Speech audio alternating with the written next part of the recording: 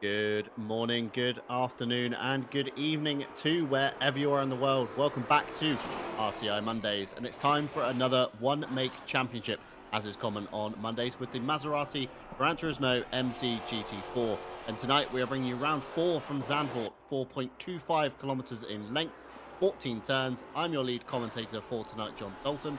Alongside me is Jesse Lee, Stewie behind the cameras, and of course, as always, next door to us, the live stewards. Welcome, everybody. Hello, John. Hello, everybody out there on YouTube as well. Well, you can tell it's a bank holiday for some of the European countries, and you can certainly tell that we are at Zandvoort. This field, very much smaller than what we're accustomed to, but I think more than anything, John, that's going to lend itself to some pretty great racing here today. Yeah, absolutely agree with you there, Jesse. Of course, with the smaller numbers in both Pro and Am, of course, a lot more points on the table tonight, and people are going to be getting even more competitive for those kind of last-minute slots that they can make up for their championship hopes. Harry Phillips leads the way, and we'll touch on that later. And of course, last time out, Harry Phillips himself did take a dominant stint with the Wild Things Racing team. Klaus Neuring displaying some great pace coming in second. Nikolai Polyakov, who was unfortunately absent from tonight, went all the way from the back of the grid to third overall, with Dan Van Zoofen, splendid drive for silver, taking honours from Dylan Smith and Chris Carr. And of course, speaking of the silvers, of course, it is a split qualifying session here tonight, Jesse, with the AMs going out first, rubbering in the track for the pro guys. And look on the table, top right, weathers, 10 minutes, looking like a little shower coming in. You very well could. Now, fortunately for the drivers, unfortunately for us here in the booth, that rain is not going to get here, and I don't have the information on what day. Sometimes the days are separated, sometimes the qualifying and the race are on the same day. If that is in question here today, that could change this race dramatically. Usually, though, I will say here at RCI, the qualifying is on a separate day, but I could very much be mistaken here. We'll have to play it by ear. Won't impact this quality session. Could be huge for the race. Yeah, it could be indeed. Of course, pro guys going out in just over 10 minutes time, so they might be catching the end of the rain. And Tim Ireland with the first time on the board, a 1:49.062, and last week's race winner here, Dan Van Zoofen on home turf. Of course, the Zandvoort lends itself to the Netherlands Nationals. No Kevin Boss tonight, but Dan Van Zoofen with a great time there, a 1:48.5. And as you know, with the GT4s, there's no tyre warmers for the Pirellis, so they typically take a few laps to be warmed up, and Dan Van Zoofen doing a great job of warming them up out of turn one with a big slide. Chris Carr now to the top of the board with a 1:48.415. A great new livery for the Blacksmith Maserati team. Chris Carr, and of course teammate as well, Smith, the number 25, down in P8 at the moment, so keep an eye out for them. Bit wide here, out of turn three, essentially, into the banking. That's going to mess up the run completely, and on these colder, less warmed up Pirellis, it's probably going to lend itself to a little bit of pressure loss. Certainly is going to do that, you would assume. The track is not cold at all. 36 degrees C, absolutely baking right here today. And one driver conspicuously absent from the AM field today. Kevin Boss, a race winner this season, contesting the championship. He's not taking a bank holiday. He's just at work today. Yeah, spoke to Kevin Boss earlier. He is actually in Oslo, up in Norway, with his flight today. So a little bit of a rest. I think he's flying back tonight. So all planes to the loose, shall we say, with Kevin Boss. He is those of you who don't know him, he is a pilot. So finds himself all over the world. And sometimes sim racing does have to take a back seat for Kevin. But like you say, Jesse, contesting the championship, would have been great to see him here tonight on some home turf as well. And of course, with the less amount of drivers, a lot more points on the board for Kevin tonight if he turned up. Yeah, Dylan Smith still yet to set a time. That's your championship leader in the AM class. Keep in mind, Kevin Boss is not out of this championship. He's not really had a terrible round of racing thus far. This will count as his drop round, this sign out for this race. So he will get to come back and contest the final round and the championship, and sort of more like it for Smith, up to P2, about half a second off of Van Zoofen, who is setting the pace, a 46.737 currently. Carr goes quicker on that lap of 47.655. just about 9 tenths off of the overall pace. That number 11 car is flying. Yeah, Dan Van Zoofen with some great pace, of course. Race winner last time out at Kyalami.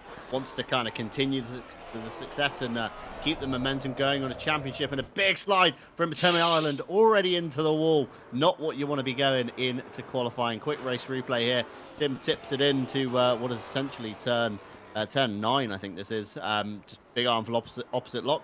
Didn't quite catch in time and in the wall. Almost a mirror of what he did at Kyalami last week. Well, I know we mention it every single broadcast, but it bears repeating, so I'll say it again. These Maserati GT4s, unlike anything else in ACC, no traction control, no ABS, no electronic aids of any kind. The only electronic aid you have is the little heads-up dash in front of the driver. Everything else is manual in these cars. This is a demanding racetrack, Zandvoort. It beats it out of you. I can count on one hand the amount of races I've done where I've just basically poured out of the sim rig, and Zandvoort is always one of them. It's just so technical, but it's so fast at the same time. One of those tracks that beats up a driver. It's going to beat some up here today. Get late into an hour race today, you're going to see some mistakes that can cost you. Yeah, it's a very tight, kind of twisty technical circuit, and it doesn't really have a break in it. You know, most of the big name tracks, let's say Spa, for example, you've of course got the long Kemmel straight where you can kind of breathe. You've got the run up to Blanchimont on the bus stop, where again you can kind of breathe and relax a little bit. But Zandvoort is just corner after corner after corner, a very short pit straight, so no real rest there. As Jesper Crombeen, another Dutch driver tonight in P6 currently, 2.7 seconds off the top time, although not too far behind Tim Ireland, so could potentially gain a position there. And we already see the steering wheel work from Dylan Smith in the Blacksmith Racing Maserati. One of the fans already in the chat cheering these guys on. So good to see, of course, a little bit of support for the teams here tonight. And again, a big slide coming out of turn 9 down into turn 10. Very tricky corner. When you stand on the brakes, it's almost a trail brake to the apex, and of course trail braking in these is not an easy one, so you have to get the car nice and straight, slam on, and then kind of tip the car through the corner. And just look at the skies, Jesse. It's already getting cloudy and dark here. I think we're going to see the rain just as these pro guys start coming out of the pits. Uh-oh, I think I've made an error. I looked at the weather radar, and I think it led me astray. I said that rain would not impact the quali session. Well, it's not going to impact the AMS session, but this will impact the pros. Basically, what's going to happen here, folks, it's going to be a mad rush to set your quick laps early in the session. As soon as that rain starts to fall, this track is no longer going to be in prime racing condition. It's not in prime racing condition to begin with. It's only green, which tells me that a rain shower of some ferocity has happened prior to quali starting today, but nevertheless, it's not going to get any easier for the pro guys. They're going to have less than their normal amount of quali time to set a lap here today. Tim Ireland sent me a little weather forecast of the race sessions predictions. 31% was a full dry session, 29% a full wet session, and 40% was a mixed weather scenario. So high odds on that happening here tonight. And of course, with the rain rolling in imminently now, with the clouds coming over, it could be very soon indeed. Tim Ireland still down in P5, just about fending off Jesper Crombeen behind him, but still could get some improvement in that lap to Fukushio ahead of him. 1 second to the good. So I think we're going to have little blocks of cars forming once again, Jesse, with the kind of pace these drivers are displaying. You've got Van Zoofen and Smith very close together. You've got Carr kind of in no man's land almost with Fukushio. And then you've got Tim Ireland and Crombeen like joined at the hip near enough on their lap times as well. And the pro guys look very close in practice. Yeah, Smith being able to get as close to Van Zoofen as they have done, it's going to make that quite an interesting race. Tiny little mistake is all that is, 0.2 of a second. Car not too far off before. I have come here in an RCI race before and saw third place win a race simply because the first two cars couldn't keep it on the asphalt. Could we see that today in a very tricky car in potentially tricky conditions? Talking about Tim Ireland for a moment, event manager and also a steward here at RCI when he's not in the race car himself. Nobody wants to perform more than Tim Ireland because I know the steward's box, they get after him if he doesn't. Yeah, that's for sure. They do like to chase down Tim Island if possible. And big mistake there coming out of the last turn. Calls it a day. Comes into the pit lane just to practice the pit in and completely misses the gap in the wall. Very tight entry at Zandvoort. Anybody that's done a race here will know how kind of sharp the zigzag is before you jump on the pit limiter just inside the pit lane. As the pro guys now begin to stream out, they're all going to want to get their time in as fast as they can. Because a good point I've just seen from Dom Healy in the Maserati kind of drivers chat, shall we say, for the lead. AMS could be starting at the front, Jesse. That is an interesting point that Dom has put forth. I didn't think about that. That is true. If you are a pro car and you don't get a lap in time, we're less than 7 minutes away from the rain falling at the race circuit. There's going to be a crash here. Nearly just about saved it. The Just Gamers 197 to Jordan Daly. I thought for sure that was going to end up with a sideways incident, but no, the other car in front is actually the one that goes around backwards. That's Nico Kumpu in the 256. And just absolutely locked up, slid it through the corner, and then tries to gas it back up. You can't do that in a car without TC, and makes contact with one of the other cars trying to get a quality lap in. Yeah, I think that was Chris Black in the 917 just behind the 197, just to kind of confuse matters even more with the same numbers in a different sequence. Running on board with him now, Jordan Daly just ahead of him. Every driver kind of wants to get a move on and get a lap time drilled in, as Dom Healy mentions. Of course, you could find yourself behind a pack of AMs, and here comes the rain, Jesse, just as they round through the last corner. I don't think they're going to set a time comparable to these guys in AM. No, I think they are. I think they're going to get one lap, John. This is going to be it. If you screw up this lap, if you invalidate this lap, if you slide out, it's going to be over. They may just get one single lap. After that, the track is going to start and get wet. It's not great right now. Keep in mind it's green. Watch that indicator in the top right of the screen.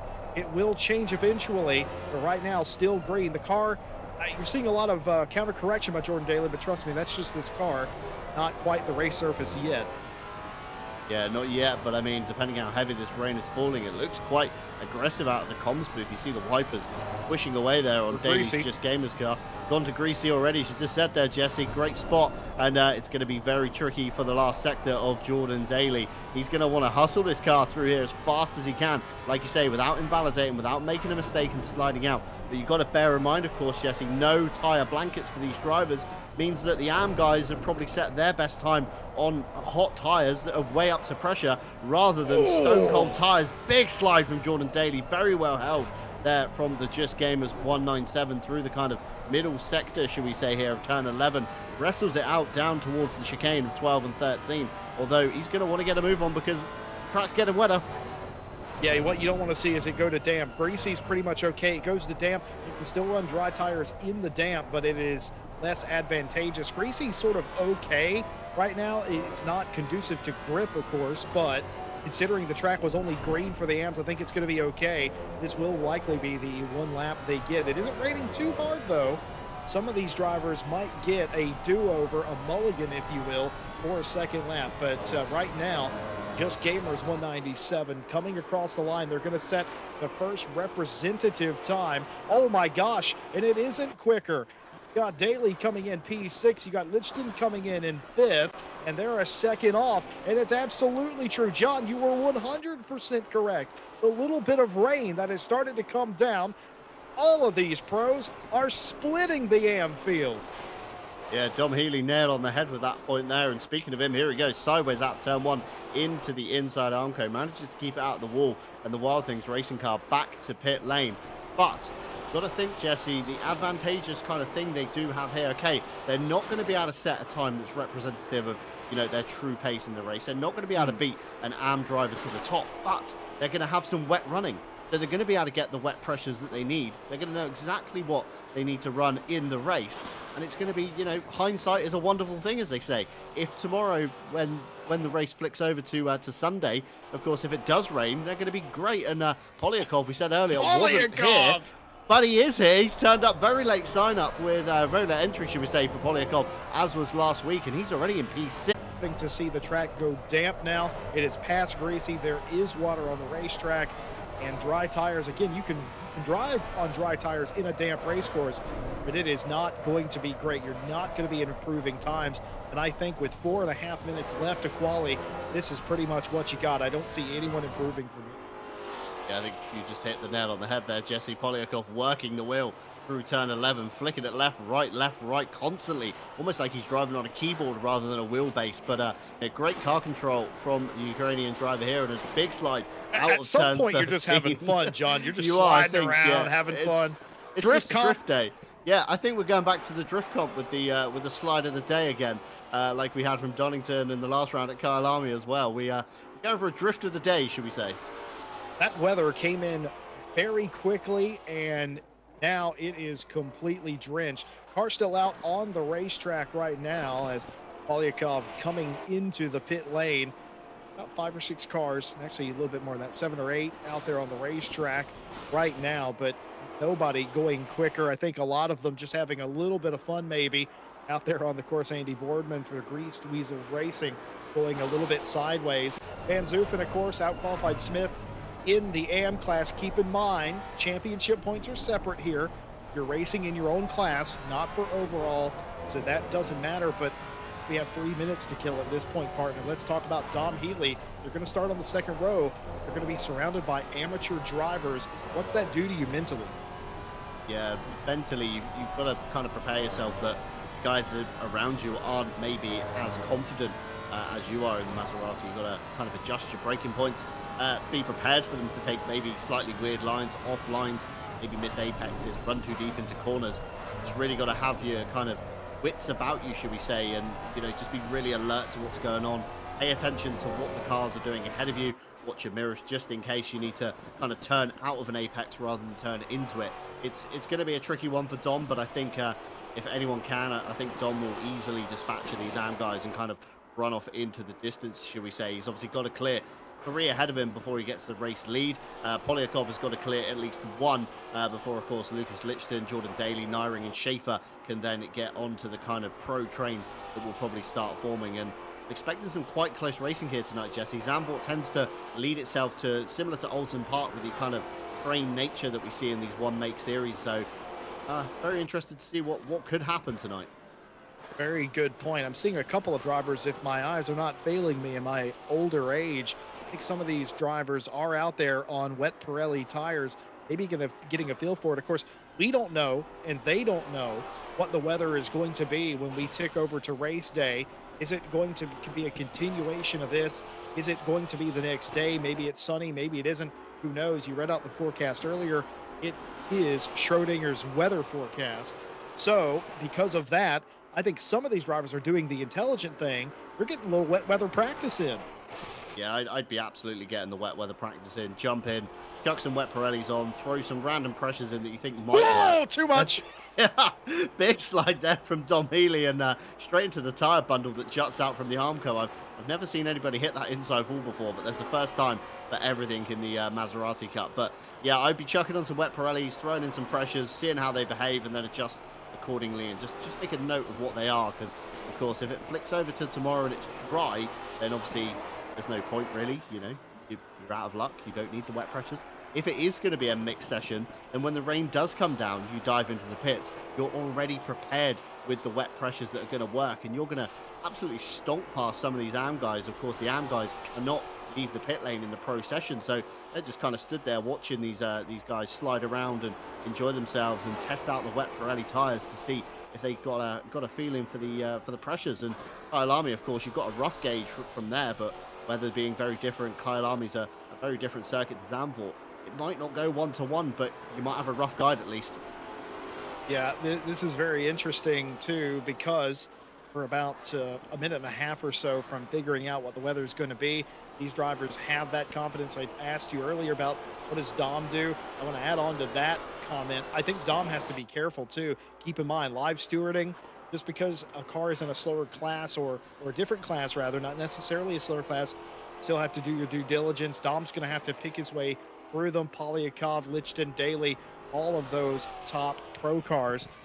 Again, gonna have to work it out. And what if it is wet and you have AMs that are in front of the field that did not get this mini practice session in the wet. That could lead to absolute chaos as well. You know, there's certain days, John, I'm thankful to be in the warm and dry box. Today's one of those days.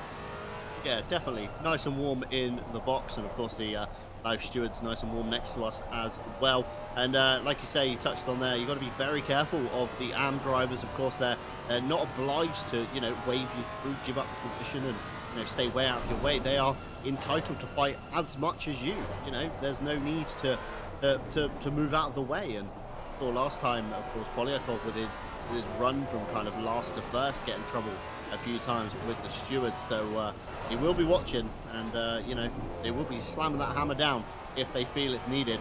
Just coming to the end of qualifying now, just 2 minutes of wait time to go. Just going to see these guys cycling around. Jordan Daly wrestling the car around the last turn. It seems very tricky on the back end of these Maseratis. A lot of drivers struggling with rear traction. If it does turn out to be a wet race tomorrow, Jesse, it's going to be an interesting one when we flick over. I'll tell you what's interesting about the Maserati, the engine being where it is, you would expect that to give it a little bit more stability in the turns with the weight over the front axle, but no, perhaps not the case. The power from the rear axle overshadowing that quite a bit, powerful though those cars are. Well, John Dalton, we've had a fantastic championship thus far. A couple rounds left to go. Nothing's been decided. Take us through it. Absolutely. Just wait for Stewie to pull up the results, and here we go. Harry Phillips for the Wild Things Racing Team at the top with a very dominant point score so far of 144 points. Martin Lawrence just behind him with 111, and then teammate Dom Healy with 110, nipping at the back of the Connection Loss Racing Team. Klaus Naring on 106, then have a big jump down to Nico Kumpu on 88. Jordan Daly just behind him on 81. Martin Schaefer very close indeed with 80. Lucas Lichten with 77. Andy Boardman and Matthias Tornberg both on 68. And Matthias Tornberg with a sign out tonight. Moving on to page two, Marco Badowski with 68. A driver we haven't seen too much of, but did have a very dominant performance just a couple of rounds ago. So a nice points haul there. Polyakov with 53, Ryan Ware with 48, Matthias Aquadont with 47, Tom Shipstead with 40, Christopher Black with 32, Daniel Martinez on 26, our very own Les Stevenson on 21, and the rest of the drivers have unfortunately signed out. Matt Stevens, Matthew Kingston Lee, and the rest of the drivers you see here on the next page as well. Now, moving down to the AM drivers, we have Dylan Smith at the head of the field with 130, but our very own Kevin Boss right behind him on 126. Fellow Dutch driver Dan Van Zoofen on 113, Chris Carr on 101, Marco Facuccio on 97, Tim Ireland on 84, Jesper Crombeen on 68, tied with Martin Foster, Cormac Quinn on 37, and unfortunately, the rest of the Anfield has signed out, including Callum Kerrigan and the drivers you see on the next page as well. So a few drivers probably thinking this one wasn't for me. Maybe finding the Maserati was a little bit too much of a handful, Jesse, and just kind of calling it quits before they got a little bit too deep in a championship, a little bit too invested in a fight at the top. But you see there, Jesse, standards very, very close. Even in the Anfield, can't really separate the top three by a lot. Certainly is. And keep in mind, there are drivers not in this field today, but because of the way that RCI's championships operate, there is a drop round. Your worst finish gets omitted from the final results. A sign out counts as your worst finish because you weren't even there. That being said, that is not going to ruin a lot of these championship battles when we roll in to the final stop in the USA in 1 week's time. There will be a championship fight on. Today, though, a lot of drivers missing from this field, bank holiday and all of that. That does give some of the drivers that are further back in the standings a fighting chance. We could see, and I have been doing the maths, as you might expect, Dalton, there could be as many as 5 drivers in play for the Pro Championship when we go to the U.S. next week. Yeah, very competitive field indeed in the Pro. And your eyes aren't mistaking you, those of you that have just joined the broadcast. Those are AM drivers in P1, 2, 3, and 5, with the rain setting in and qualifying, throwing this field completely on its head. And You see to your left-hand side there, the number 140 of Lucas Lichten was looking in the Silverstone multi-class chat that we have, of course, on the website at the moment. For those of you interested, 4 hours of Silverstone is taking place on June 3rd, multi-class GT3 and GT4. And Lucas Lichten, one of the drivers that said, "Does anybody fancy pairing with me in the Maserati?" And I think that's absolutely crazy. As if a whole season of one make wasn't enough punishment, he then wants to take it to Silverstone for 4 more hours of racing and wants to take someone with him to split it up. Now, that's an individual who has fallen in love with a race car. And sometimes the weirder they are, the more fun they are to drive. We've had GTR lovers in the chat and on the racetrack in recent weekly series as well. And it's the same thing. Sometimes the more obscure the car, the more fun it is to try and compete with it in. And I wish them the very best of luck. Chat's noticed something that we've all noticed, because if you look up, you don't drown. That is, it is dry, albeit a partly cloudy sky here today. It's because the dry start is going to happen, John. Doesn't mean it's not going to rain at some point in the race. The drivers are going to have to be very heads up, at least the first 30 minutes, until they can determine what's going to happen at the end. Yeah, anyone new to ACC, of course, you can only look as far as 30 minutes in advance at the forecast. You unfortunately can't look any further than that. And of course, with an hour on the clock tonight, the 30 minutes only covers half of the race. So they get to the 30-minute mark and then start seeing showers in the next 10 minutes or so. So we will have a weather overlay in the top right-hand corner of the broadcast once we get going with the full TV pictures. And you too, as much as the drivers, can stare at that as well. Because I assure you, Jesse, they're not going to be taking their eyes off that tonight. They're going to be very paranoid about a sudden downpour coming in at any given moment. And it's going to be very detrimental if it does, especially if you haven't had that little bit of wet practice like the pro drivers did. Some of these AM guys are going to be completely guessing tyre pressures when they come down the lane.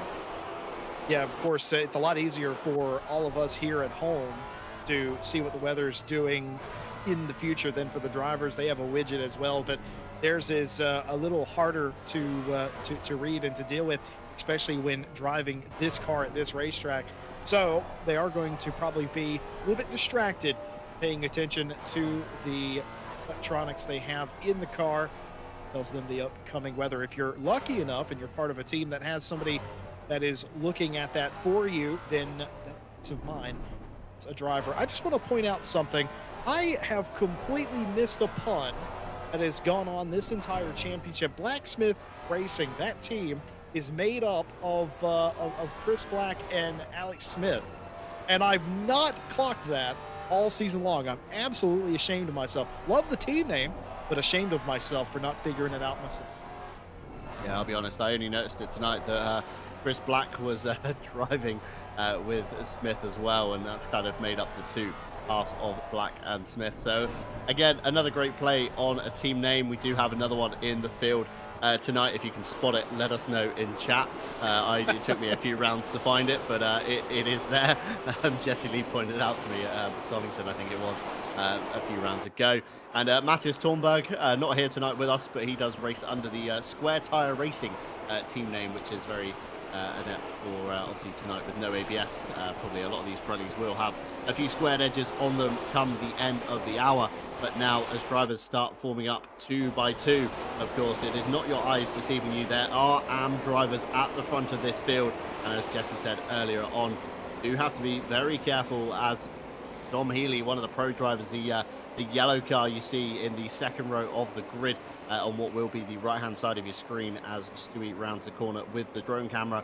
Keep your eye on him, because he's going to go like an absolute rocket, probably going to try and split the middle of these two guys. But, of course, you do have teammates with Carr and Smith on that front row, along with, of course, Dan Van Zoofen, home Grand Prix. He's going to want to be kind of getting a move on, and already we've got one of the Blacksmith cars chomping at the back end of Van Zoofen. Wants to get a move on. Very long hold here at Zandvoort, as always, waiting for the green flag to drop. Looked to the left-hand side. Wait for the man to start waving the flag, and there he goes, waving away in the start tower box. Great start from the blacksmith engineer into the outside, and one of the teammates looking to try and cover off Dom Healy on the inside, but around the outside he will go of turn one. Of course, bank corner, all the grip is tend to be down in the bottom half, 3 wide in the back end and nearly 3 wide in the mid pack as well, filtering out into 2 wide, coming in to what is essentially turn 3 before the bank corner of turn 4. And of course, the glorious thing with so little cars, Jesse, is it's a relatively clean start. Nobody's really missed out, and a little bit of bunching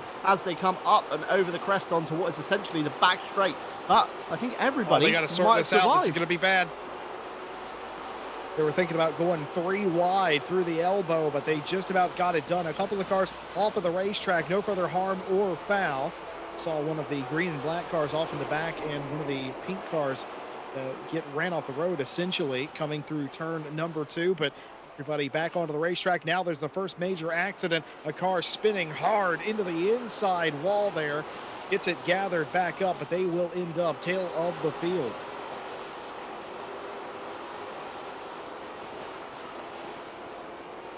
Not where you want to be, sorry, with the first couple of minutes of the Oh, race. big And crash! Contact into turn 11 between 2 cars. Not sure who that was. Possibly one of the blacksmith cars there. We're going to have a closer look at that, but I'm being told I'm here, Lichten and Daly may be coming to blows there, of course, with the AM guys still at the head of the field, Jesse. These AM guys proving a more contact. Oh, Andy Boorman, great avoidance from the blacksmith cars in the mid-pack once again there, kind of dodging their way through. The 917 found its way all the way down in P17, I think it started. It's already up to P10 with the first lap out of the way, and the 197 just Gamer's car way off the train now, Jesse. Look at the circuit map to the right-hand side. Yeah, absolutely. A couple of big incidents there in the third sector of the racetrack, and it was all pretty peachy up until that point. Now stewards have a lot to unpack, a couple of high-profile incidents throughout the field, and this is what we're left with here. A couple of cars trailing off in the back, one car way off the pace. That's the 197 back there. We've got the worst end of that Lichten and Daly incident. Van Zoofen continues to lead this race. Healy's made up the 1 spot on Polyakov. Actually, no, he made up that 1 spot on, was that Carr, in fact, who is down in 15th place. One of the other cars involved in a separate incident. So Healy up to 3rd, right behind Smith and Van Zoofen, trying to work their way through traffic. And this is what Nico Kumpu sees in the middle of this pack. That's Tim Ireland in front of him. Got the 21 up there as well. And my goodness, so we've not escaped calamity on the racetrack. Not going to escape it from the sky either, are we? Yeah, definitely not. Being told in the rear by Stewie and our very own Ted Edwards in the chat. Look to the forecast. Rain in 30 minutes time. And of course, with the rain we saw in qualifying, it came down pretty hard and pretty quickly. So drivers don't want to be caught the wrong side of the pit line when that starts coming down. And of course, with the mandatory pit stop we force drivers to take here tonight, you need to take a minimum of 1 litre of fuel during the 57-minute pit window, as Nyring and Badowski get kind of elbows out between themselves in turn 13. Nyring to the inside for turn 14. I think he's just about done by Badowski, but of course with the slipstream down the main straight, that could change hands by turn 1. And here's the incident between Daly and Lichten. Looks like Daly just got a big sideways moment. Car snapped back across the front of Lichten. Lichten had nowhere to go but into the side of the Just Gamers car. So very unfortunate between those two, but cold tyres catching Daly out there. And just back to the pit window, of course, we don't force drivers to take any tyres, just to chuck the 1 litre of fuel in. So the common strategy is to run basically with near enough a full tank for the whole race, come down the lane, drop a litre in, and off you go again. And I'm wondering if drivers have gambled on the rain, whether they've gone for a half tank at the beginning, go to a half tank near the end. Of course, if you take tyres, the amount of fuel you take doesn't really matter, because a pit stop will still be that same 30 seconds. And another replay here, Jesse. Yeah, this was from the first incident that we saw, a little bit of contact there. That's what sent Chris Carr into the inside wall. That was the first big one that set off a chain reaction of several cars having incidents in sectors 2 and 3 on lap 1. The stewards, the live stewards, hard at work trying to figure out what exactly went wrong with all of that. Healy up to P2 now. Van Zoofen in the M class still leading the race overall, of course, and this is Another look at the Lichton and Daly incident, just a bit of opposite lot there. Yeah, Lichton completely the innocent party there. It looks like no contact with the back of Daly's car on the initial slide. Daly just got kind of pendulum affected and thrown the other way. And Lichton even tried to run himself out wide over the grass initially to avoid the rear end of Jordan Daly. And then all of a sudden he's got the kind of lengthways Maserati across the bonnet. So very unfortunate between those two. But Lichton still in P6. So still, you know, very much in with a championship pool of points. And Andy Boardman now looking with Klaus Nyring behind him and Badowski breathing down his neck. All the meanwhile, he does have Black ahead of him in the 917. And Dom Healy has now found his way past Smith along with Polyakov. And now these two are going to begin their assault on the back of Dan Van Zoofen. Currently your race leader in the AM category in the number 11 on home turf as well. He's going to be looking in his mirror, Jesse. And two names I don't want to be seeing behind me is Healy and Polyakov at the same time. This could be exactly what Polyakov wanted to happen. See, they've got the win for pro. Bear in mind, again, you only get points in class. A class win is a win. Overall, sort of irrelevant, doesn't matter. Van Zoofen probably knows that. Dom Healy, though, is in the worst spot because they have to try and work their way around the slower Van Zoofen car. But Polyakov might be thinking about a way to get by him and take the lead in the pro class. And that's exactly what he's doing, catching Dom Healy unawares, going down to the inside. He's going to have the outside of this turn. If he can hold this, he might just be able to beat him down to the chicane. He might beat him before that, the long way around the corner, and he's done it. Polyakov to the lead of pro. Yeah, fantastic pass there from Polyakov. Set it up a few corners before, set it up the inside of turn 10. Dom Healy kind of caught napping almost into turn 10. Managed to get it around the outside of 11 and a much better drive off the corner down into 12. So Polyakov to the lead of pro, and he can now begin the assault on Dan Van Zoofen and probably going to bring Dom Healy through with him as well. Got to be careful of the dirty air, of course, when you're running this close in contention with each other. That last corner becomes a bit of an aero wash. Polyakov tucked in the slipstream, much faster run out of the last turn. I think that's even an indicator from Dan Van Zoofen. I think he's just let these two go. I mean, there's no point fighting them for sure. You know, Smith in the 25 is down in P4, so he ties himself up with battling pro drivers that he has no real need to do so. That's just going to allow Smith to close onto the back of him and then potentially even snatch the lead of AM away from him. And Andy Boardman now looking to the back of Smith's teammate, of course, Chris Black in the 917, leading the snaking train around now into the bank turn of turn 4. And all the meanwhile, Nico Kumpu has now found his way to the back of this train as well. And just in the background, there's a few more cars looking to get involved in the action. And we all know what happens, Jesse, when one train car makes a mistake. The train then goes sailing past, and before you know it, you've lost 4, 5, 6 positions maybe. Exactly. Just look what happened to Carr. Carr got spun out of what was 3rd or 4th position. They're outside the top 10. They gained some of those spots back, admittedly, since that occurred. But even still, a field this compact, you said that in pre-race, partner, that this is a racetrack where you have a lot of trains. It's very close no matter what qualifying says. We've seen that thus far here tonight as well. So there's no other place to go. You just go to the back. I want to go back to the Van Zoofen move to let the 2 pro cars through. I think that's intelligent. I've always appreciated a smart race car driver, mostly because I've never been one. But I do like that move. I don't think he hurt himself too much to Smith, admittedly. There was a bit of a gap. I think that was a calculated move. By the way, when that happened, I thought for a split second Dom Healy was going to go down the inside and take the overall lead. Thought better of it. Hasn't done that. Right there on the back of him, though. Yeah, definitely. Like heads-up driving, like you say, from Dan Van Zoofen there. You know, he's leading AM. He has no real reason to fight Healy and Polyakov. He's not going to get any more points out of it.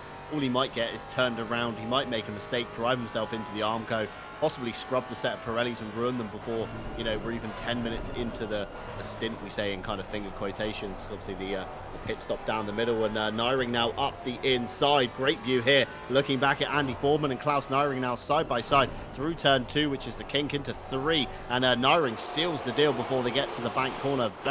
Very good pass there from Nyring, and Badowski now is probably going to want to be making the same move.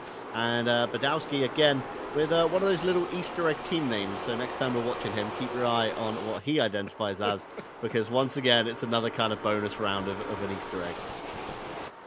Well, well, well, what a race that's unfolded in just 10 minutes. The rain hasn't even got here. We've had several incidents already, a car out of the race as well. Jordan Daly saying that, yep, that's exactly what happened. A little bit of opposite lock, tried to catch it, but now has sore wrist, of course, with the high torque steering wheel and everything. That was definitely a wrist snapper, as they say. I hope you're okay. But good to go racing a little bit later on this week. But otherwise, a very scary moment indeed. Just because it's sim racing doesn't mean drivers can't get hurt. John Dalton, speaking of getting hurt, one driver is going to get hurt by coming down the pit lane in extra time. Yeah, just noticed that. Polyakov, your race leader, the number 36, instantly with a drive-through penalty. Stewart's report goes, there's a lap 1, turn 9 involving the 36 and the 104. We're going to see a race replay, hopefully, of this one here. Chris Carr, of course, was the driver ahead. Polyakov in the car behind, and Polyakov basically ran into the rear, and words, take him out. And it wasn't to dinner. So Stewart's giving a drive-through penalty there. The slipstream train is forming. Marco Badowski, why am I doing this in the number 45? I have the exact same question because I, for one, wouldn't like to drive this car for an hour at a wet and mixed Zandvoort. It's not going to be fun, but the drivers nestling the challenge nonetheless. A few more reports coming through. On lap 1, turn 10, involving the 69 and the 20. 5 seconds for the 20s, so that's Fukushio down in P15. That was for avoidable contact. And then we have an incident lap 2, turn 4, involving the 104 and the 91. No further action. 91 forces the 104 wide, but loses out themselves. Lap 2, turn 13, involving the 23 and the 45. Racing incident, minor contact. And finally, for now, lap 5, turn 8, involving the 21 and the 104. Racing incident, minor contact. So not a lot to report, but of course a few drivers picking up penalties. Drive through, of course, self-explanatory. And if you're watching us for the first time and wondering how do you serve a 5-second penalty in the game, well, that will be added on to your mandatory pit stop at the end. So you serve the 30 seconds or however long you are stationary in your box, plus the additional 5 seconds where that comes in. If you, of course, pick up a penalty after the fact that you've taken your mandatory pit stop, you will, of course, have it added on to your race timer at the end. And if you're curious to know who has and hasn't taken their mandatory pit stops yet, keep an eye on the orange number 1 for that to turn to a green square, and then that driver has taken their stop and will become essentially the first car that's pitted on the road. So that'll be a good gauge as to when to do your stop. But I think tonight, Jesse, with the rain impending in 30 minutes time, a lot of these drivers are going to go as late as they possibly can on these first set of tyres. It probably also compromised the setup a little too, John, as well, because sometimes you'll take a little less fuel, a little bit lighter, maybe a little quicker in the early part of the race to gain some positions while everybody's all bunched up. And I don't think you could do that today. I don't think anyone would have even attempted that strategy, knowing that there was a 40% chance of a mixed weather race today. So they probably packed it full of fuel or at least half of fuel to get to the halfway point so they could see the weather radar for the final 30 minutes at least. So I'm going to see just about everybody, I would say everyone indeed, when that rain comes in a little bit later on in this race. The timing of that's going to be quite crucial too as well, folks, because coming a lap too early, you give up a couple seconds. Coming a lap too late, you give up a couple of seconds that way as well. Got to nail it when it come in. And there is a right and a wrong time to get that done. Could see some positions change. Yeah, absolutely. The last thing you want to be, of course, is on the wrong tyres at the wrong time. You don't want to be on dries on a greasy circuit. We saw how badly it was in qualifying for those drivers that ended up getting caught out trying to finish their laps.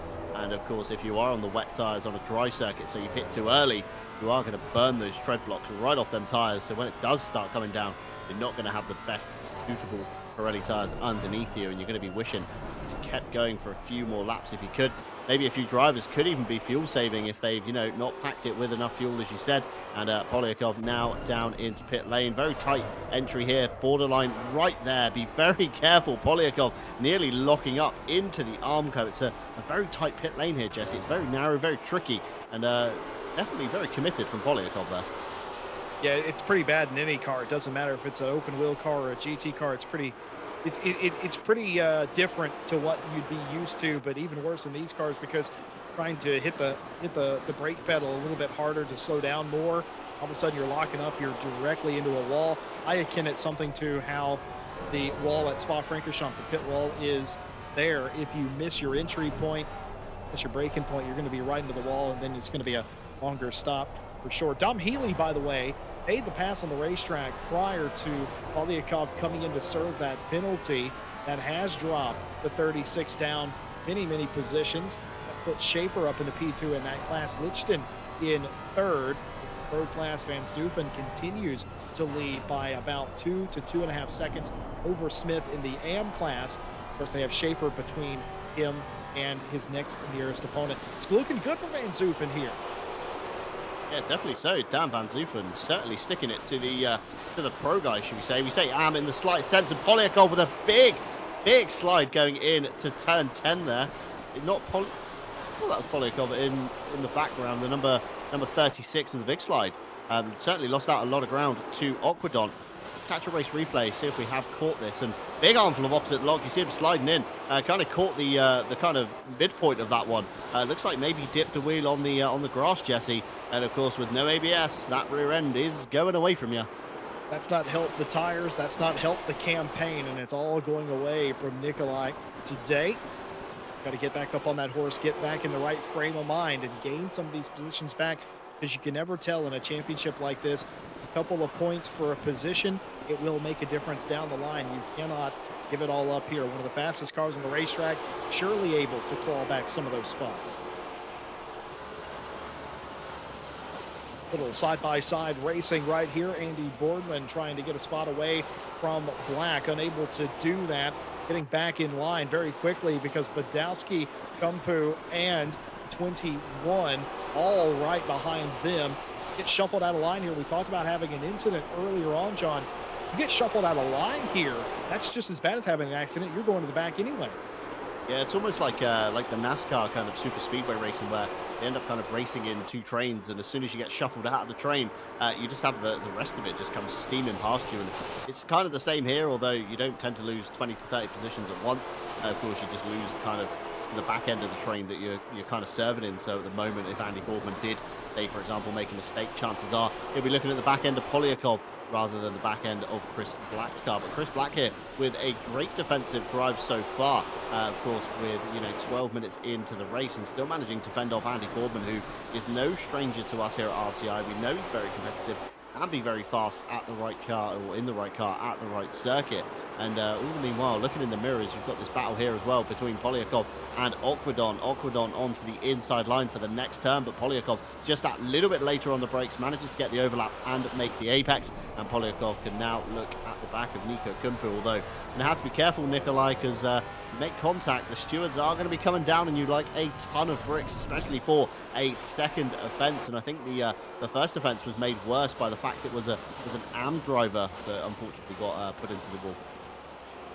Well, the stewards, of course, don't like any sort of contact like that. A spin is a spin in the eyes of the stewards, and have those common penalties for such things. Andy Boardman looking to try and get by Black. A little bit of a touch there, a wiggle down into turn number one. Black able to handle it. Everybody else, more importantly, able to check up. Badowski had to sneak out from behind the train. Kumpu took a look, but nothing doing there. Everybody's still in this tight pack. That's almost a problem, because with how racy they are at the front of this between Black and Boardman, if they make a mistake, this whole group could get involved in that incident. That's not going to help anybody. Yeah, this whole fight could come kind of tumbling down, as a sense, of course, we saw earlier with Daly across the front of Lichten. Just got nowhere to go at Zandvoort. You've got grass and gravel either side of you. There's no nice extra tarmac or flat surface to take any avoiding action. God, and look how close they are, John. They're so close, and Polyakov behind Kumpu, sliding the rear of that Maserati. We're now too wide into turn 10. We've got two fights going on here. We've got Polyakov having a chomp at Kumpu, who's now having a bite at Badowski. Badowski tried to launch an attack on Boardman, but came under fire from Nico behind, and Boardman at the front is still trying to find a way past Chris Black, and Polyakov gets a move done on Kumpu, I think. Very close quarters racing here. It's not all over and done as they're side by side up front here. You don't want any sort of contact. Hopping the curb just a little bit for Black. Boardman able to get that position and slot back in line because they were preoccupied behind them. Badowski and Polyakov occupying each other. That allowed Boardman, or excuse me, in this case Black, the ability to get back in line. No harm, no foul. That's a brilliant move. Black up the racetrack a little bit. That's going to allow Badowski to have a little bit of a look. Defensive maneuver, driving down to the fence, and this is going to be close stuff. Down into one, the last of the late breakers trying to go around the outside, and Polyakov seems to have made that stick somehow. Yeah, somehow, I'm not sure how, but Badowski went round the outside. Polyakov looked at it and went, you know what, I fancy a bit of that as well. Let me try the same thing. And now Kumpu seeing that in the first turn, now trying it around the outside of turn 4, but a lot of marbles out there, so no move to be had. Chris Black is safe from Nico Kumpu for a few more turns yet, but Black just tumbling down the order, and we said it earlier, Jesse, kind of lose one position in the train and it opens you up to everybody else behind you, and Chris Black just getting absolutely swarmed by the field there. Yeah, some people make fun of me when I say stuff like this, but this is a momentum racetrack. It doesn't look like it. It certainly looks like a bunch of squiggles and all that, but it is a momentum racetrack. It is incredible how much, if your momentum gets broken, somebody pulls out in front of you, you get stuck side by side. It is incredible how much time you lose here. There are certain tracks where you can get away with it. Barcelona comes to mind. Doesn't really matter there so much. Here, absolutely. If your momentum gets broken, somebody else is going to be coming for you from behind. It's exactly what you're seeing here. Exactly that, and Polyakov now around the outside of Badowski into turns 12 and 13. Very brave move to be had there, but no move to be stuck, and now sizes it up down into turn 14 side by side. Badowski kind of lets him go almost on the inside line. Big slide from Polyakov on the exit. Around to turn 15, Polyakov goes, and now he can focus on the back of Andy Boardman, who has literally run away from this pack just ahead of him. Yeah, that's probably the safest thing for Boardman to do. He's probably pretty happy about that. Probably knew they had a quick car, just needed to meticulously and methodically get by some of the other traffic, and now has been released. Of course, this group's still fighting each other. That also helps as well. Polyakov, though, probably quickest of the group, I'd argue, will likely be involved at some point. Battle for second place. Schaefer has it. Lichton wants it. The 13 and the 140 nearing the halfway point in this race. Huge wiggle and a slide wide here for Schaefer in P2. But that does nothing for Lucas Lichton, who cannot get the flat-out racing by Team Iris 140 alongside. But has he done it here? No, he has not. The wide line generally prevails, and it does on this occasion. Just got to kind of make it awkward enough for your opponent to kind of turn into one of these corners, throw them offline a little bit, and then just kind of pray that, you know, it kind of sticks and it's enough to upset them, so you get a little bit of a better drive out of the turn. And Lucas Lichton trying there, but nothing to be had on Schaefer. Schaefer holding line of defense, and great fight between these two. This is, of course, for second in pro that you're watching right now. Dom Healy, 6.5 seconds nearly to the good up the road. He has just streaked away once he's got past Polyakov there, and Christopher Black now coming under fire from Badowski into turn 12 on the inside. This is what I was talking about, just kind of making it awkward enough to kind of throw your opponent off a little bit. Of course, throws Christopher Black wide in the first section, which means he has to go very tight for the second section, which kind of hampers his run almost down into turn 14, although Badowski not being able to capitalize on this one. Looks like Black dipped a wheel there, and Badowski now coming past, and he's going to bring Kumpu with him if Kumpu can keep it tight, and he can in turn 15. Excellent move from Nico Kumpu, and now tries to look to see if he can use that momentum from the last turn to kind of capitalize on the back of Badowski, nearly side by side into turn 1. Last of the late breakers, Kumpu around the outside. We've seen this move stick a few times. A little bit of a slide. Can he hold on to it? He just about does, and Chris Black accomplishes the move on him, although no move to be had on Badowski ahead. This fight will rage on for another lap. Meanwhile, Polyakov is now ahead of Andy Boardman, and I think we caught a race replay here down into turn 1. Boardman sends himself up the banking a little bit. I'm not sure if that was maybe heads-up driving from Andy, knowing how fast Polyakov is, and he's going to be on a right chargeback from having that drive-through to try and get back to the front once again to challenge Dom Healy. That was very interesting. That would have been a huge miss of the corner by Boardman there, but that absolutely looked deliberate, like they did not want to lose time or fight Polyakov or slow themselves down, get back into that fight they were in. It really looked choreographed. If it was a miss of a corner, it was a heck of a miss. Almost ended up in Denmark in that case, but I doubt that is the case. I think that was choreographed, and quite smart indeed. But for Van Zoofen, it is not all peaches and cream. They've had a lead this entire race. They've led the race overall. They had more than 2 seconds of a gap on their next nearest rival in the AM class. It has evaporated. Dylan Smith for Blacksmith Racing Maserati right on the back of the AM leader now. Yeah, Dylan Smith tucked right up to the back of Dan Van Zoofen Maserati, but of course on home soil, Van Zoofen is going to want to take this AM victory. He's going to be fired up and ready to go. And Lucas Lichten now prepares himself for a move on Schaefer to the inside of turn 1. Last of the late breakers. Also, big slide from Lichten. Still sliding towards the exit. Allows Schaefer to come back on the old switcheroo. Gives him the inside line into turn 3. Can he make Lichten around the outside? It's very, very awkward. Dips a wheel in the grass. Schaefer around the outside of the banking now. Still giving excellent room between these two guys. Very fair fighting indeed. Lichten just about ahead, but we still got the back straight essentially to go. Schaefer's got a much better run out of turn 4. Schaefer, I think, is just going to be have this here in just a moment's time, but this is some great racing. When you look up racing and racecraft in a dictionary, put a picture of this in it. This has been absolutely brilliant. A lot of respect, no fender banging, nothing of that like. Car's going off the racetrack a little bit in one of those turns, but no harm, no foul. He's going to have another run at it as Lucas Lichten as well, but that was just a fantastic fight. Yeah, fantastic fight indeed. Kind of lasted all the way from turn 1 right up until turn kind of 7 and 8, nearly on that one. Badowski getting a little bit of a bump there from, I believe, Chris Black behind in the 917, probably giving him a little bit of a hurry up, saying, come on, let's get a move on. I want to kind of escape Aquadon behind me. He is very close. He's within kind of earshot of making a move if he can get the number 21 close enough to the Blacksmith engineering car. And why am I doing this? Every time I look at that, I just giggle inside. And of course, not the car that you kind of want to be doing this in, with no TC and no ABS, especially in about 10 minutes time, Jesse Lee, when the heavens are going to be opening here in Holland. I was just going to say, we're less than 10 minutes according to my watch. We're probably closer to 7.5 until the rain starts to come down. We'll see the pit stops come in. The question is, when exactly? We're going to try this again. Another lap, another move, trying to go down the inside. Lucas Lichten trying to get second place away from Schaefer. Schaefer has a better run that time. I don't think they'll pull exactly clear, but will they maintain on the racetrack? No, they want a little bit of a fender rub there. And Lucas Lichten in front, P2 in front of Schaefer now. Was not what they were probably thinking was going to happen there, but they just about got it cleared.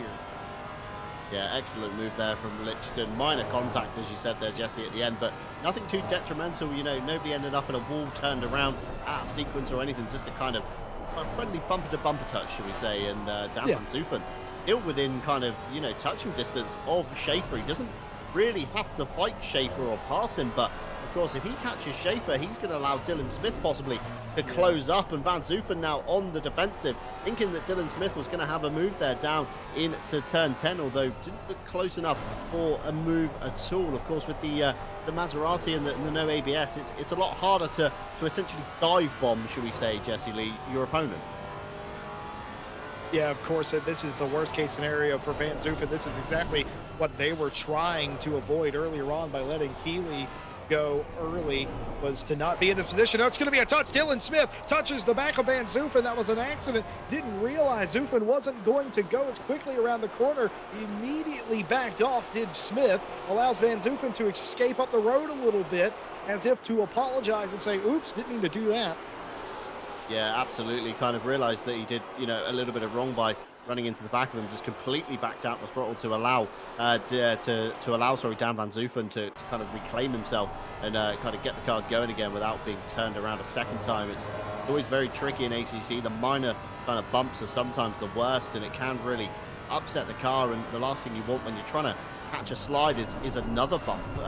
It can throw the car the complete opposite way, and it's, you know, one of those things we kind of try not to have happen, but of course with the one make series, it's very easy to try and not very easy, sorry, it's very easy almost to run into the back of your opponent when you're trying to find that extra 0.1, 0.2 on them, and you think, oh, I've got him here, this is it, and you bury the throttle, and all of a sudden you're kind of in the boot lid of them, and maybe under the rear diffuser, and Dom Healy just absolutely running away with this one, Jesse. Over 11 seconds to the good of Lichten now. That's a big ask for Lucas in the 140.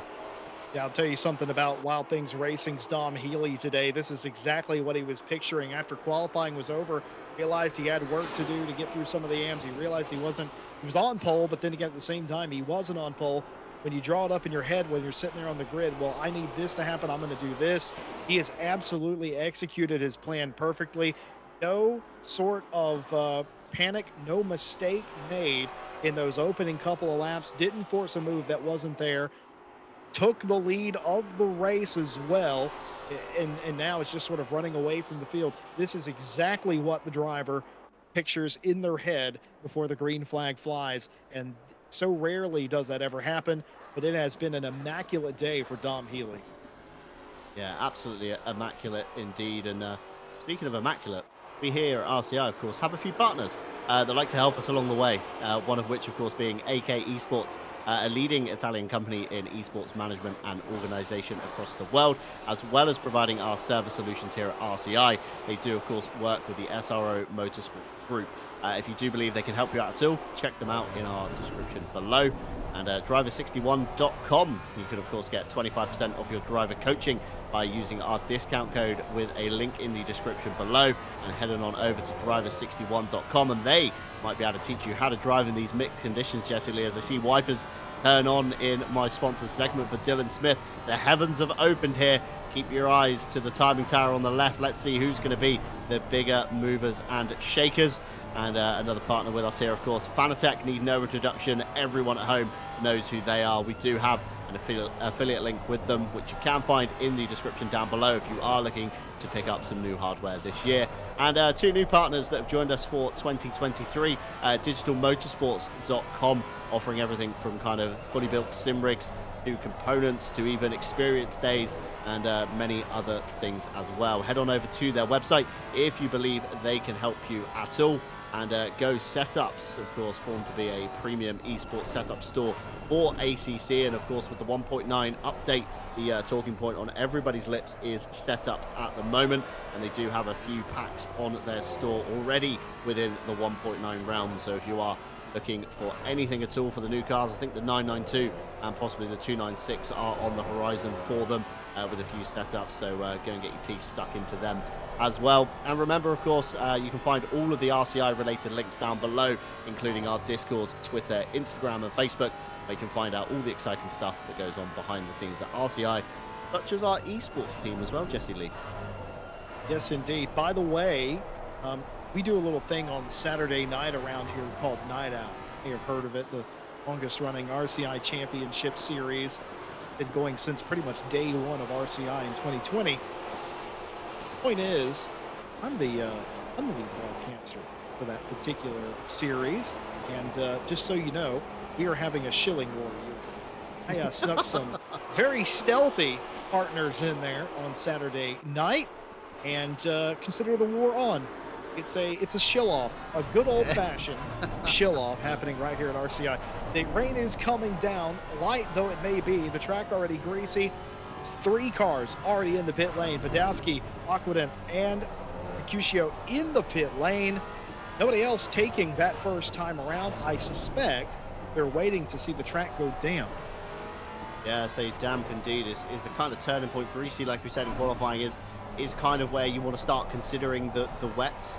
As soon as it hits damp is definitely wet territory, especially with no TC and no ABS, as you see ahead here of Dylan Smith.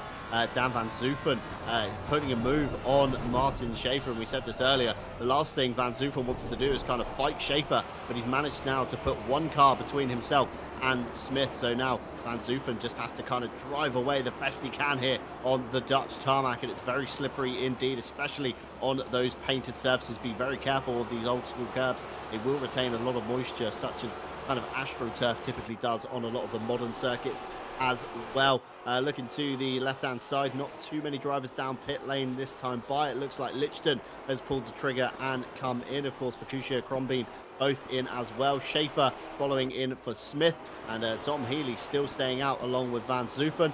And Andy Boardman here coming through turn 13. What happens here? jumps on the gas a little bit too hard into the inside wall. He goes almost a 1-to-1 of Tim Ireland, and just behind as well, one of the Blacksmith Engineering cars. I think that's Chris Black in the 917, finding a big armful of opposite lock out of turn 13 with Andy Boardman, but luckily keeping it out of the wall. And Dom Healy, I think you've left it one lap too late. I think you should have come in last time. The track is now damp, and Dom Healy is out here on dry tyres, and it's going to be a very interesting lap, Jesse.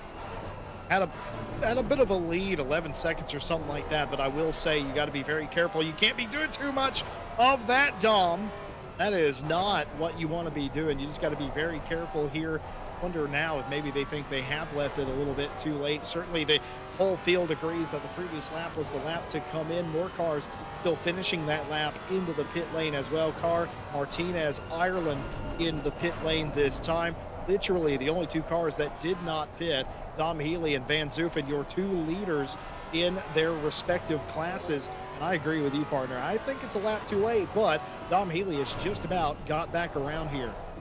Yeah, superb car control. If you need to, look up a definition of it, this is probably what you need to be looking at. Dom Healy keeping the Wild Things racing car on the straight and narrow between the two white lines. A little bit of opposite lock as he rounds up turn 15, and now be very, very careful coming into pit lane. It's going to be so slippy. And speaking of which, look to the left-hand side though, Jesse, the second place AM car with a drive-through penalty, more than likely for speeding in the pit lane, I would say.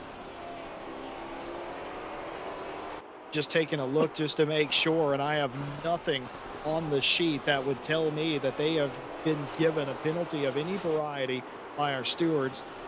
That typically means that they were speeding. A drive-through generally means minor speeding in the pit lane. Major speeding is a stop and go, something like that. Massive speeding is a disqualification. So drive-through, the minor penalty, although there's a pretty harsh penalty, I think we could all agree, but that is the time for the crime, and second place might not stay with that car. But then again, based on the gap, no, it still won't. They will at least drop to third in class, maybe fourth in class. We'll have to play that by ear and see how it works. Van Zoofen, by the way, also in the pit lane. Dom Healy out of the lane. All things copacetic on that car. No dramas whatsoever. It's another car. What's a car coming in that picture there? That's the drive-through car. I think. It's Smith.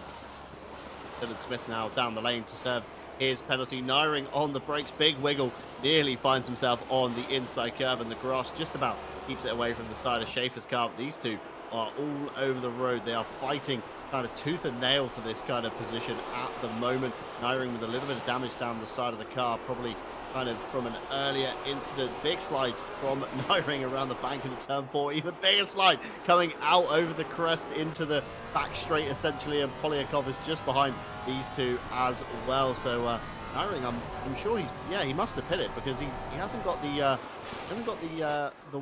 orange one next to his name. That's turned green. It definitely looked like black sidewall tires to me. So Nyring finding some troubles with that car.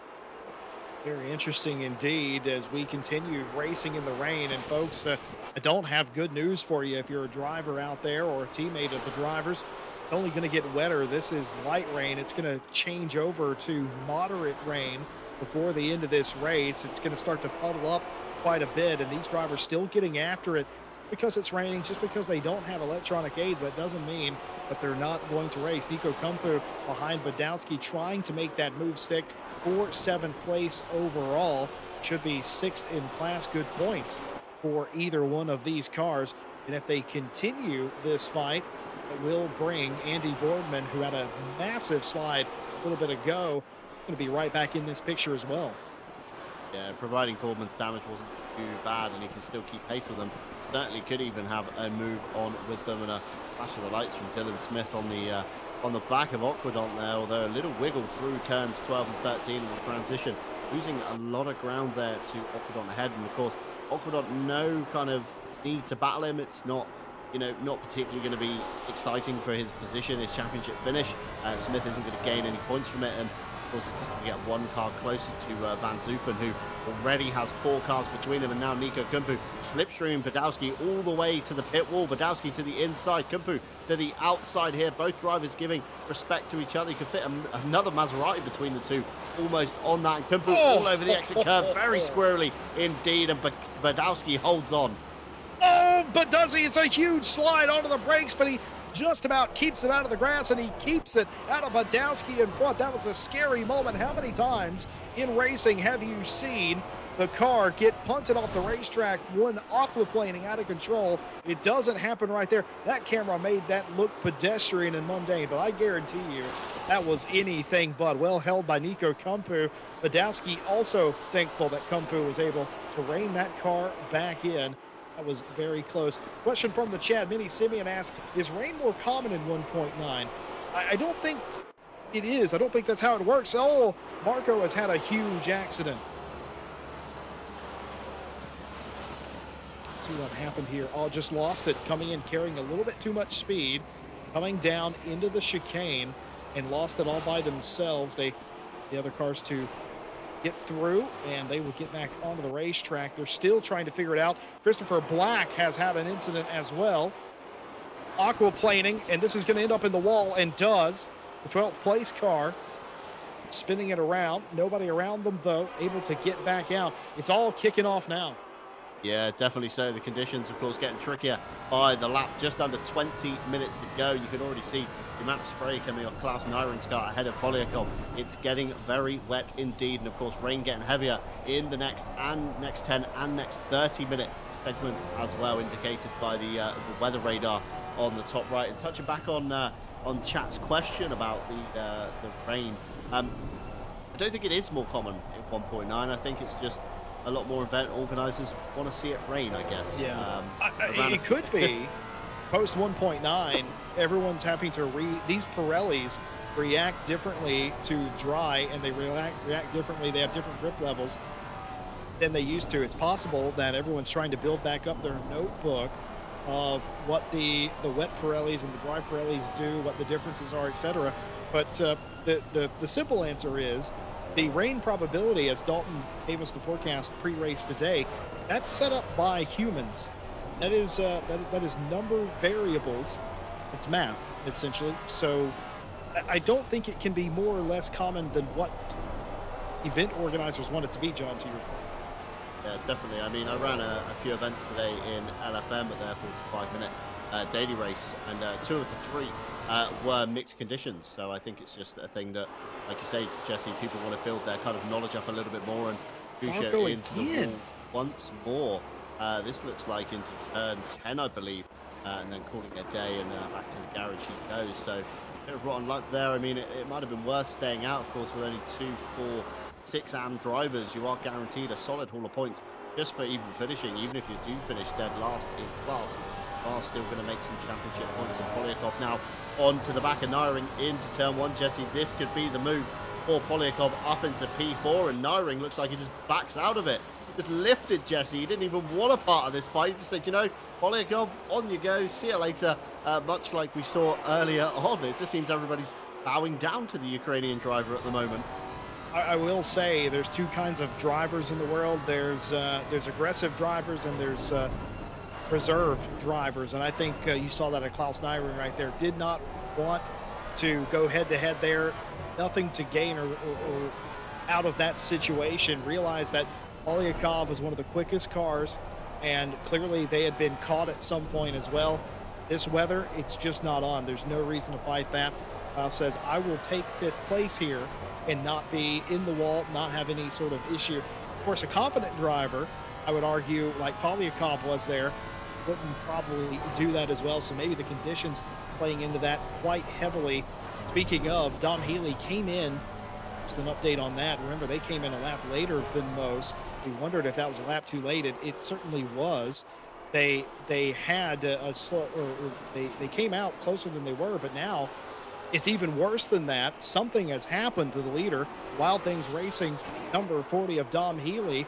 They had more. They had like 5 or 7 seconds more. They do now. 3 seconds. The gap is the gap between Lichten and himself. Lucas Lichtenstein definitely closing the gap on the Wild Things Racing team, and Polyakov going for the rallycross line just out of turn 13 there, all over the grass, managed to hold it, and big armfuls of opposite lock through turns 14 into 15 now, working the wheel, trying to catch the back of Martin Schaefer. Schaefer ahead as well with a little wiggle coming out of 15 onto the straightaway. I think if Schaefer's got any kind of heads up in him, he's going to let Polyakov through and move it over to the pit wall. Looks like he was doing just that into turn 1, but Kumpu now tucked way into the back of Badowski's number 45. Why am I doing this car? And a little climb of the curb sets Badowski off a little bit of momentum loss, and Kumpu all over the grass to kind of offset that. So it's 1 for 1 now as they come down into turn 1. Kumpu looks to the inside. Can he make a move on the brakes? I don't think he's close enough. Tucks in behind Badowski to get the racing line through the corner, and this fight will continue, I think, to the end. These guys seem very equal. Although Kumpu with a big slide out of turn 1. You were saying, John? Yeah, that was almost really bad. Kumpu is about as loose and sideways as any car I've seen thus far. Every time I see that gold car, it's about sideways. It's sideways for Nikolai Polyakov, trying to go down the inside of Schaefer. Schaefer trying to hold on to it. Polyakov's going to have the inside for the next right-hander. Is he going to slide through? Yes, he is. Is it going to be a crossover move? Almost into the grass. I've seen cars lose it there, but Polyakov able to grab a gear and some traction and get just in front of Schaefer. P3 again for car 36. Oh, but look at him. Absolutely sideways, digging off the corner. That was just about inch perfect from Polyakov, as you said. I thought he was in the grass between turns 9 and 10, but just about kept it along the white line and out of trouble and made the move on Schaefer's stick. So Polyakov now up into P3. Of course, he can now focus on gaining the 8 seconds to Lichtenstein. Of course, just over 14 minutes to go of the race. I don't know if he could close that 8 seconds, although it's going to be interesting to watch to see if he can. I mean, the way he's driving. Definitely clean air ahead of him. He's got nothing in his way other than the back of Lichtenstein's car. So the loud pedal goes down for Polyakov and all over the grass. And Jesper Crombeen backwards in what looks like turn 12 or 13. Certainly is. Jesse comes in, keeps it clean, and then just kind of gasses it a little bit too hard, I think. Yeah, wasn't neutral steering, I'm afraid, is what I think happened there, John, and just looped it to the right. Hadn't in the rain. Your steering super important. Klaus Nyrings had an incident as well. Top 5 car. They were racing for 4th place. They were in 4th place at the time. Saw and just a little bit too much lock, and doesn't get hit. Just slides out into 1. Nearly made it a tandem drift with Schaefer through turn 1 there. Very well held from Klaus Nyring to stand on the brakes and keep that car stationary while Schaefer found his way through on the inside. Be very careful, of course, when you do spin a car in ACC. Do please jump on that middle pedal, because stewards do like to see it. And of course, if you can kind of stop the car from wildly careering all over the track, it is greatly appreciated amongst your competitors as well. As Dylan Smith still looking at the back of Matthias Olkwadon, the number 21 ahead, of course. Looked like he was trying to make a move just a few laps ago, although no move to be had just yet. Of course, these Pro and Am guys, nothing to be gained or lost from switching positions. If I was Smith, Jesse, just keep it safe at this point. You've got P2 and Am in the bag. You've got Black between you and Carr behind, so you've got a rear gunner essentially in the team as well. Just play it safe. The conditions are tricky. They're going to get trickier, and there's no need to put yourself in danger. Although side by side they go into turn 11. Smith to the outside, Olkwadon to the inside. Going to go for the old up and under to try and get a better run off the corner. Although no traction to be gained, no move to be had, and a flash of the lights from Smith. I think he wants to get past him. I think it's certainly intent shown there. Aquedon probably doesn't care too much about letting him through, otherwise he already would have done. I agree with you, though. Smith should probably play this a little safe to get those good points and have a shot to potentially do some damage to the championship in the final round. Medium rain is among us and will stay with us for the final 11 and a half minutes of this race.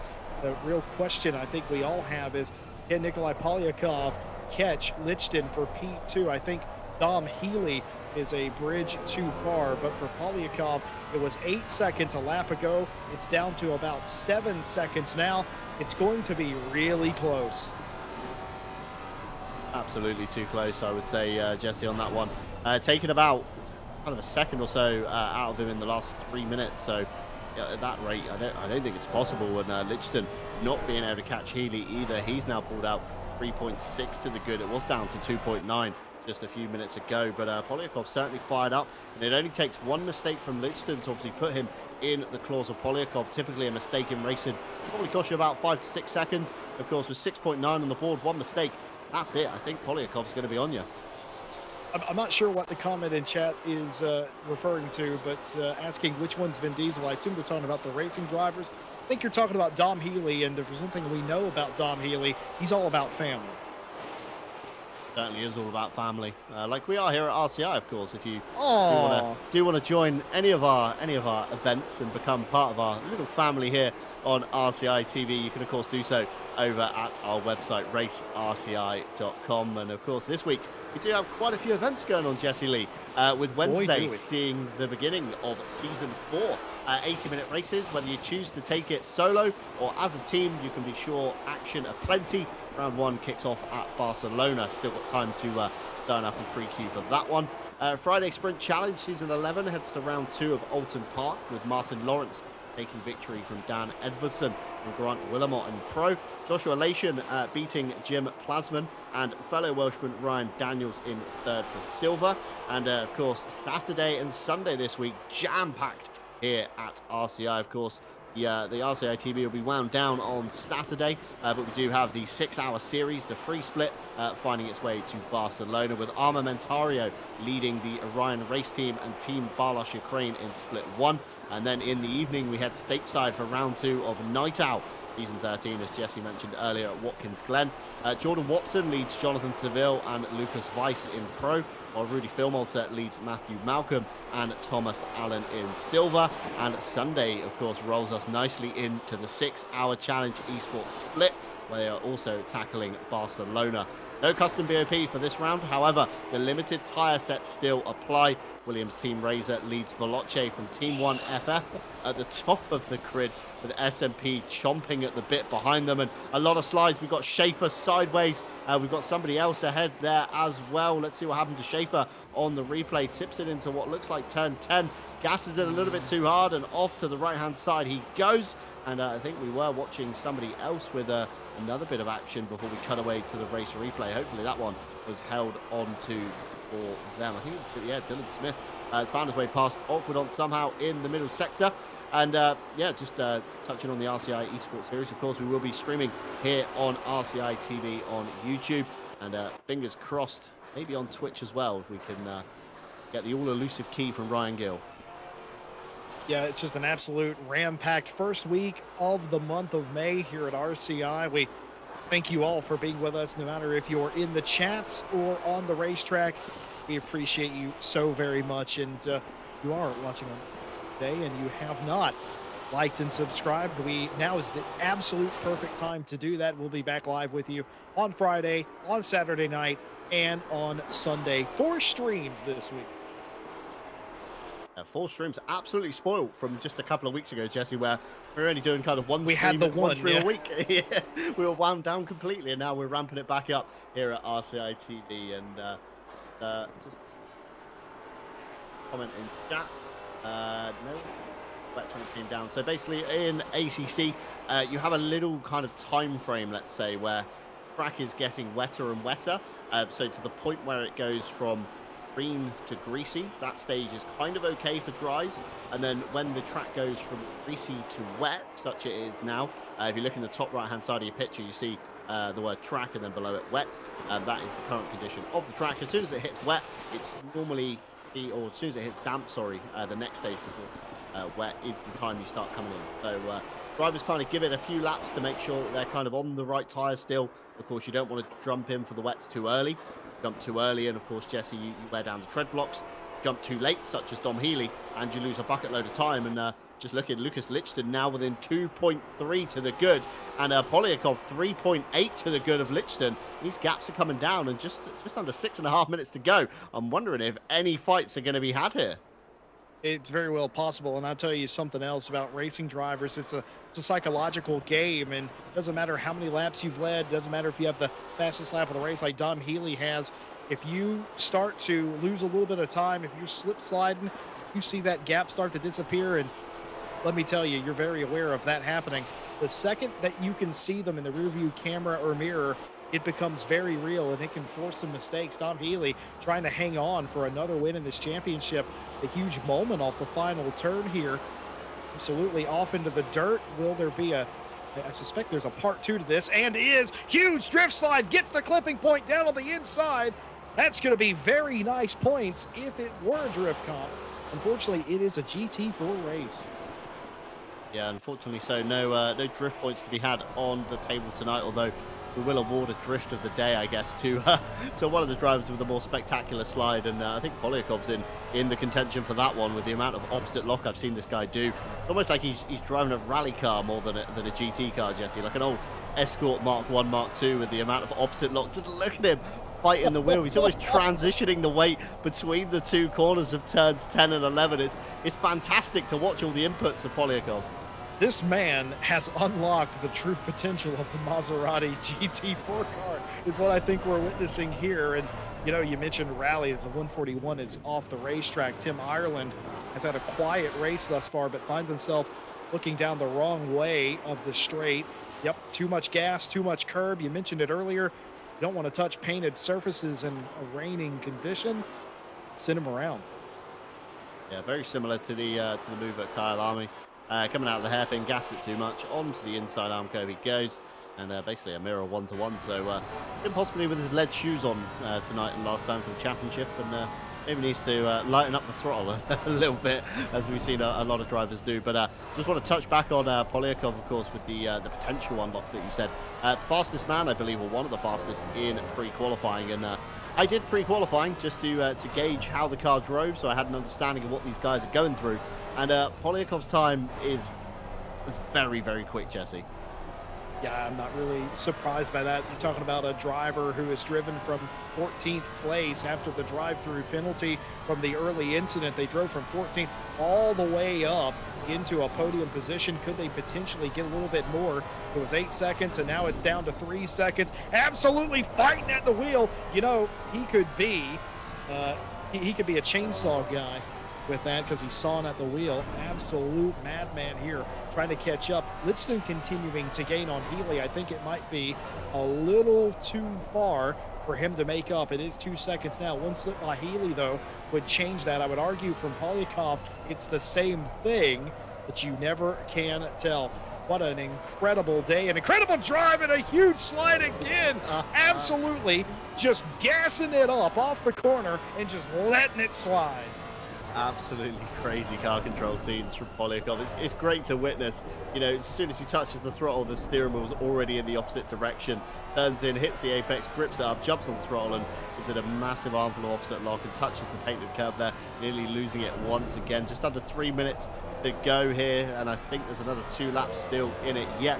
Although not too sure if Polyakov can hold on to that car underneath him. He got one in the dirt there. That was not good. Oh, he's got more in the dirt now. Absolutely crazy scenes here from Polyakov. Not sure how he's keeping that one alive. Whatever wheelbase he's using, I'd love to know, because I'd like to know what the warranty period on that is, because he's certainly using up a lot of the rotations right now on that wheel. Oh my goodness. You know, credit to him. He's making this work. Is it pretty? Absolutely not. But I'll take wins however I can get them. I don't care if they're pretty or not. Win ugly, as my favorite American football team says. Yeah, absolutely so. And I think the thing I'd love to hear more is Polyakov drives on like a G25 or something, Jesse. I think that would just be like the icing on the cake watching that. If I don't know Polyakov well, but I suspect what's happening is we're freaking out because he's driving the wheels quite literally off of that race car. He's probably sitting in a lit room with some opera music in the background, driving one-handed. You know how drivers are. It looks miraculous and magnificent from our perspective, but they're unfazed by it. Yeah, absolutely stone cold, probably in the rig, at the desk, wherever he's racing from. But yeah, it always looks a lot more kind of dramatic on camera than it does in person, especially here on RCI TV. And Badowski still trying to get onto the back of Schaefer after their little battle earlier. Schaefer with the spin, of course, earlier on, set him off into the jaws of Badowski, so he's looking to claim another position if he can. And Dan Van Zoofen with a 5-second penalty popped up probably a good 15-20 minutes ago before we started watching the rally driving skills of Polyakov and everybody else on the field, but popped up on that one. Although 5 seconds to the good, of course, will not slide him down any more positions in the AM class. The next closest driver you've got is Smith in the 25, who is way down the order in comparison. I don't even think he would lose a position to Schaefer at this rate. Schaefer 10 seconds to the good as Dom Healy now begins his last lap. Can he hold on from Lichten? Lichten down to 1.9 seconds to the good, just behind there, the purple, white, and pink machinery. And then in the background, the yellow, blue, and red machinery of Polyakov, 2.5 to the good. Not sure either of these guys are going to be able to make enough time to make another move. No, I don't think so. I think this is what you got. It's just about getting it to the checkered flag, and that's all that's important right now. If you're Dom Healy, the mission here is just easy, calm, steady as she goes. If it is Lucas Lichten, then your job is to make him as uncomfortable as humanly possible. And if you're Polyakov, you're kind of just hoping that they get out of the way at some point. But it's just all three of our podium drivers today. If they make it, this has been a fantastic race for all three of them for three different reasons, too. I think the most spectacular reason being that we've secretly figured Polyakov is a drift king and should probably take up sim drifting rather than GT. Well, hey, some people are dual sport athletes, John Dalton. Certainly, jack of all trades, master of none, as the saying goes. The white flag drops at the top of your screen, which of course indicates the final lap as shown in the middle of the dashboard of Lichten's car.